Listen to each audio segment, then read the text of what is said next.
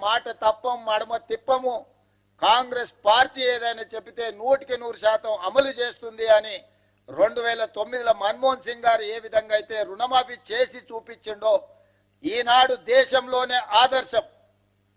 కొంతమంది ఎక్కడెక్కడి నుంచో వచ్చి ఒక ఆయన గుజరాత్ మోడల్ అంటాడు, ఇంకొక ఆయన ఇంకేదో మోడల్ అంటాడు.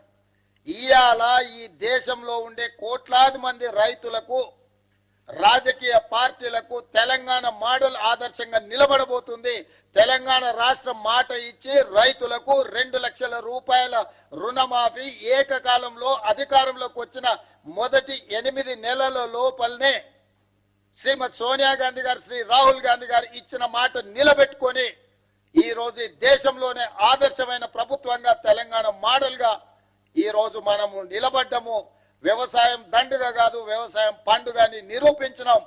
రైతుల కోసమే ఈ ప్రభుత్వం ఉన్నది. రైతును రాజును చేయడమే ఈ ప్రభుత్వం యొక్క లక్ష్యం.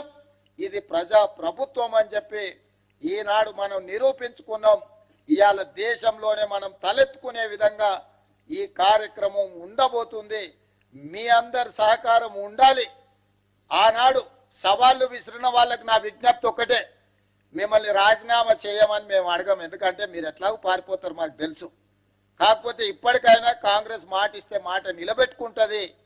సోనియా గాంధీ గారు, రాహుల్ గాంధీ గారు మాట ఇస్తే అది శిలాశాసనం. ఆ మాట తప్పరు. రాజకీయ ప్రయోజనాల కోసం గాంధీ కుటుంబం మాట ఇవ్వదన్న సంగతిని మీరు గుర్తు పెట్టుకోవాలి. మీలాంటి మాటలు గాంధీ కుటుంబం ఇవ్వదు. ఈరోజు మనమందరం శ్రీ మల్లికార్జున